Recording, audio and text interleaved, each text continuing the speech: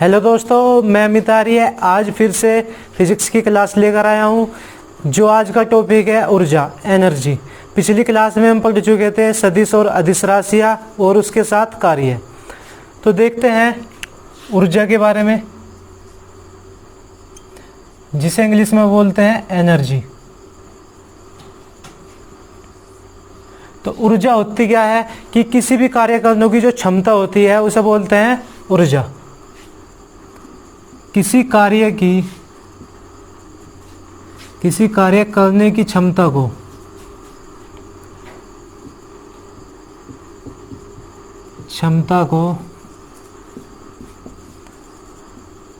ऊर्जा कहते हैं। तो किसी भी कार्य करने की क्षमता को क्या कहते हैं? ऊर्जा कहते हैं। और यहाँ से इस क्वेश्चन आ सकता है कि ऊर्जा का एसआई मात्रक क्या होता है। एसआई मात्रक, ऊर्जा का एसआई मात्रक होता है जूल। और यहीं से आ सकता है कि सीजीएस मात्रक, सेंटीमीटर ग्राम सेकंड, यह होता है अर्ग। सीजीएस मात्रक क्या होता है? अर्ग। तो और ये आता है कि जूल और अर्ग में एक संबंध होता है कि एक जूल कितने अर्ग के बराबर होता है। तो एक जूल होता है 10⁻7 अर्ग। तो इसे याद रखेंगे, बहुत ज़्यादा इंपॉर्टेंट है कि एक जूल में कितने अर्ग होते हैं? 10⁻7 अर्ग। और इसे देख भी लेंगे कि हमारे निकल के कैसे आया, कि 10⁻7 अर्ग आया कैसे। तो यहाँ देखेंगे ऊर्जा है, तो जो मात्रक ऊर्जा का है वही किसका हो? कार्य का।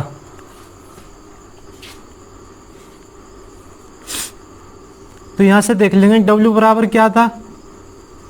F गुना D कोस थीटा। और इसका ही मात्रक क्या हो? जूल। अगर F को हम अलग करें, F बराबर क्या होगा? MA गुना D। तो यहां से तो हमारा ये निकल कर रहा है स्टैंडर्ड के लिए, एसआई के लिए। अगर हम बात करें सीजीएस के लिए, तो ये क्या है हमारा? किलोग्राम है। एम क्या है हमारा? द्रव्यमान। तो द्रव्यमान का एसआई में क्या होगा? किलोग्राम। तो हम निकाल रहे सीजीएस के लिए, तो सीजीएस के लिए 1 किलोग्राम चेंज हो जाएगा हमारा 1000 ग्राम में। किस में चेंज हो जाएगा? 1000 ग्राम में। फिर ये क्या है? त्वरण, एसिलरेशन। एसिलरेशन का मात्रक क्या होगा एसआई पद्धति में? मीटर प्रति सेकंड स्क्वायर। और इसे जब हम सीजीएस में बदलेंगे तो 1 मीटर में कितने सेंटीमीटर होते हैं? 100 सेंटीमीटर। और ये भी हमारा क्या है? विस्थापन है। तो एसआई पद्धति में विस्थापन का मात्रक क्या होगा? मीटर। और जब इसे सीजीएस में चेंज करेंगे तो इसके लिए भी क्या आ जाएगा? 100 सेंटीमीटर। तो यहां से चेक कर लेंगे कितना आ जाएगा। यहां 10 की घात कितनी हो जाएगी? 3, 2 यहां पे होगी, 2 यहां पे, तो 10⁻7। तो ये जो निकल कर आया है जूल के बराबर आया। तो यहां से पता लग गया हमारा कि 1 जूल किसके बराबर होगा? 1 जूल 10⁻7 अर्ग। वैसे निकालने के तो आने का नहीं, बस ये पूछा जा सकता है कि 1 जूल कितने अर्ग के बराबर होता है? 10⁻7 अर्ग के बराबर। तो इसके बाद देखते हैं कि हमारी जो ऊर्जा है वो कितने प्रकार की होती है।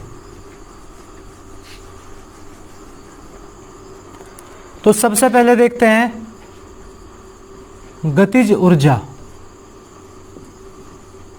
जिसे इंग्लिश में बोल देते हैं काइनेटिक एनर्जी। Kinetic energy.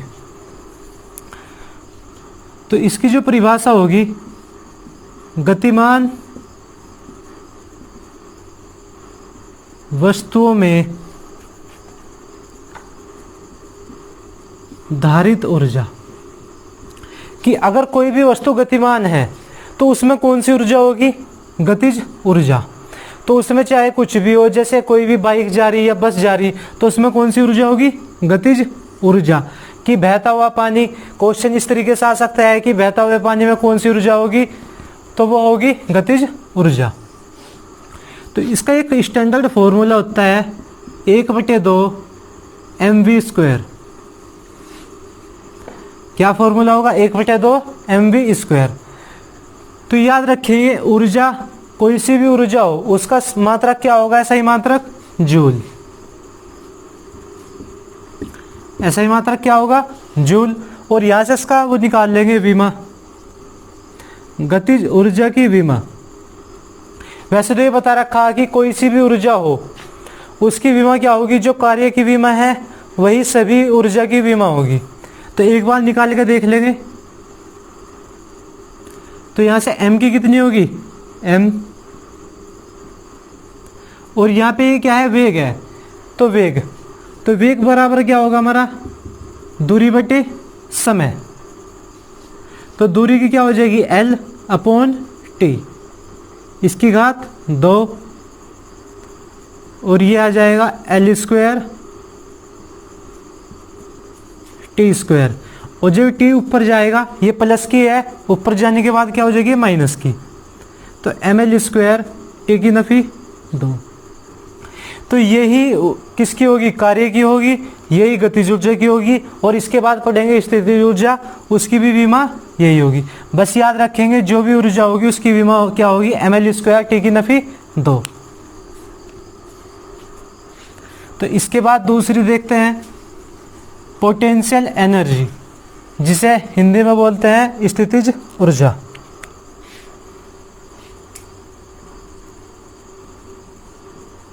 स्थितिज ऊर्जा, पोटेंशियल एनर्जी।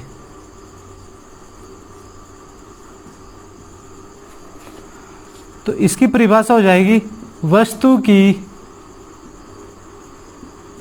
स्थिति के कारण जो ऊर्जा होती है। तो स्थितिज ऊर्जा की परिभाषा क्या हो जाएगी कि वस्तु की स्थिति के कारण जो ऊर्जा होती है उसे क्या कहते हैं, स्थितिज ऊर्जा। कि जैसे अगर कोई भी बॉक्स है, अगर उसे उठाकर हमने किसी ऊंचाई पर रख दिया तो उसकी स्थिति में कोई चेंज हुआ, तो जब भी स्थिति में उसका कोई चेंज होगा ऊंचाई के साथ, तो उसके अंदर कौन सी ऊर्जा आ जाएगी, स्थितिज ऊर्जा।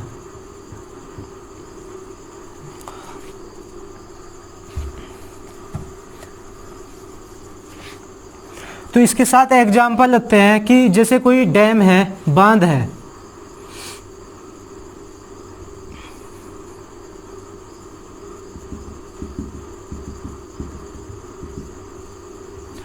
कि क्वेश्चन आता है कि जो बांध है, बांध में पानी रुका हुआ है, तो पूछ लिया जा कि इसमें ऊर्जा कौन सी है। तो याद रखेंगे इसमें ना तो कोई गति हो रही, तो गतिज ऊर्जा तो हो नहीं सकती। पर इसमें क्या होगा, अगर इसका हम रेफरेंस ये मान लें तो किसी ऊंचाई पे हमारे ये बढ़ता जा रहा, तो जब भी हमारा कोई भी ऊंचाई पे होगी तो उसके अंदर क्या होगा, स्थितिज ऊर्जा।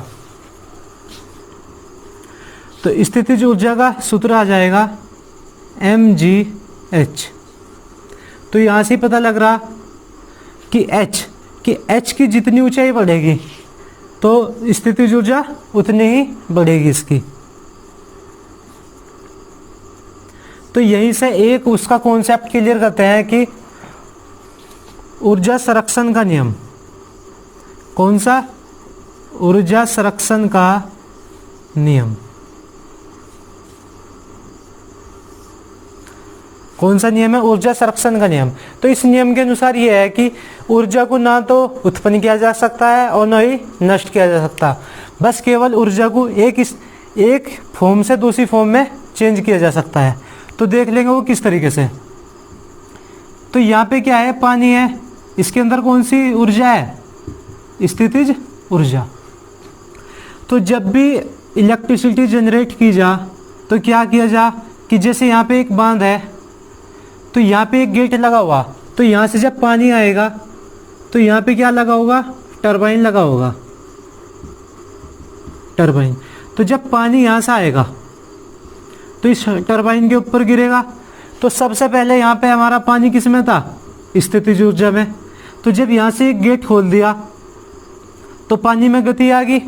तो स्थितिज ऊर्जा किस चीज़ में चेंज होगी, काइनेटिक एनर्जी या गतिज ऊर्जा में। उसके बाद क्या हुआ कि टरबाइन के जो पंखे थे घूमने लग गए। और टरबाइन किससे जुड़ा हुआ है, जनरेटर से या विद्युत जनित्र से। तो क्या हुआ, यहाँ हमारी पोटेंशियल एनर्जी क्या में चेंज हुई, गतिज ऊर्जा में। फिर गतिज ऊर्जा हमारे क्या में चेंज हुई, जाके हमारी ये हुई विद्युत ऊर्जा।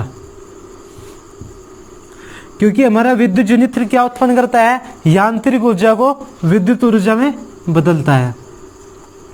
तो यहाँ हम देख लेंगे कि हमारी जो हुई कि जो भी ऊर्जा हुआ, किसमें हमारी ऊर्जा ना तो नष्ट हुई, क्या हुआ, एक फॉर्म से दूसरी फॉर्म में पहुंच गई। स्थिति जिससे कहाँ पहुंच गई, गतिज में, और गतिज से कहाँ पहुंच गई, विद्युत में। तो यहाँ पे कहीं भी खत्म तो नहीं हुई। तो यही हमारा क्या है, ऊर्जा संरक्षण का नियम है।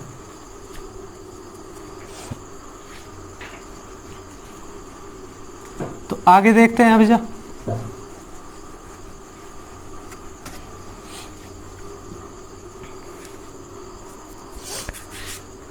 तो थोड़ा गतिज ऊर्जा के बारे में देखते हैं। गतिज ऊर्जा, तो इसका फॉर्मूला क्या था, 1/2 mv²। 1/2 mv²। क्वेश्चन ये आता है कि गतिज ऊर्जा और संवेग में संबंध का सूत्र बताओ। तो संवेग, पहले तो ये पता होना चाहिए कि संवेग का हमारा फॉर्मूला क्या होगा। संवेग जिसे बोलते हैं इंग्लिश में मोमेंटम, क्या बोलते हैं, मोमेंटम। और इसका जो फॉर्मूला होता है P = mv, क्या होगा, P = mv। तो क्वेश्चन ये पूछा जाएगा कि गतिज ऊर्जा और संवेग इन दोनों के बीच में संबंध का सूत्र बताए। तो हमारा ये था के ई 1/2 mv²। तो इसमें हम क्या करेंगे, m से ऊपर नीचे गुना कर देंगे। तो नीचे गुना करी तो 2m हो गया, ऊपर गुना करेंगे तो ये हो जाएगा m² और v²। तो हम यहाँ देख चुके हैं कि P बराबर क्या है, mv²। तो यहाँ पे क्या है, m² और v²। दोनों की घात 2 है, तो इन दोनों को ऐसे लिख देंगे mv² 2/2m। और mv किसके बराबर है, P के। तो ये आ जाएगा P² 2m। तो यही हमारा किसका संबंध का सूत्र आ गया, गतिज ऊर्जा और संवेग के बीच में संबंध का सूत्र। तो लिख लेंगे गतिज ऊर्जा व संवेग के बीच में संबंध का सूत्र। निकालने के लिए तो आने का नहीं होता, ऑब्जेक्टिव होगा, बस सीधा पूछ लेगा कि संबंध का सूत्र क्या है। अगर याद होगा तो सीधा इसका आंसर लगा देंगे। तो क्या है इसमें, गतिज ऊर्जा बराबर P² 2m। और यहां से ये क्वेश्चन आ जाता है। इसके जो क्वेश्चन होंगे वो अगली क्लास में करेंगे, बस इसमें कॉन्सेप्ट क्लियर करेंगे कि कौन सी ऊर्जा किस तरीके से होती है। तो क्वेश्चन इस तरीके से होगा कि संवेग में अगर हम 10% की वृद्धि कर दें, संवेग में अगर 10% की वृद्धि कर दे तो गतिज ऊर्जा में कितना परिवर्तन होगा। तो गतिज ऊर्जा में क्या होगा, तो यहाँ पे हम P की वैल्यू रखे, तो यहाँ से हमारा गतिज ऊर्जा का मान निकल के आ जाएगा। तो इसी सूत्र से निकल के आवेंगे सारे सवाल के जो आंसर होंगे। तो जो न्यूमेरिकल होंगे वो हम अगली क्लास में करेंगे। तो आगे कुछ देखते हैं इसके बारे में। और एक फिर होती है हमारी यांत्रिक ऊर्जा। यांत्रिक ऊर्जा जिसे बोलते हैं मैकेनिकल एनर्जी। बस इसका तो फॉर्मूला पूछा जाता है कि यांत्रिक ऊर्जा किसके बराबर होती है, तो इसे शॉर्ट में लिख देंगे, मैकेनिकल एनर्जी किसके बराबर होगी, गतिज ऊर्जा प्लस स्थितिज ऊर्जा, इन दोनों के योगफल के बराबर। तो यांत्रिक ऊर्जा किसके बराबर होगी, गतिज ऊर्जा प्लस स्थितिज ऊर्जा के योगफल के बराबर। गतिज ऊर्जा प्लस स्थितिज ऊर्जा, इन दोनों के योग के बराबर यांत्रिक ऊर्जा।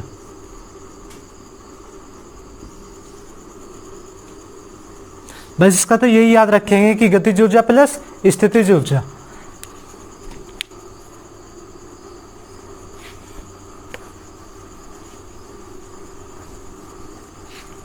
तो दोस्तों हम इसमें क्या पढ़ चुके, ऊर्जा के बारे में, और ये हमारे कितने प्रकार की होती है, तो हम किसके बारे में, गतिज ऊर्जा, स्थितिज ऊर्जा, और हमारी ये भी एक होगी प्रकाश ऊर्जा, कि जो सन से हमारा जो सूर्य से प्रकाश आता है वो भी एक तरह की क्या है, ऊर्जा है। ठीक, तो इसके बारे में तो हम आगे पढ़ेंगे जब इसका टॉपिक आएगा, जब उसके बारे में हम पढ़ेंगे कि परावर्तन अपवर्तन, तो वहां पे हम इस चीज के बारे में पढ़ लेंगे। और एक होगा विद्युत ऊर्जा,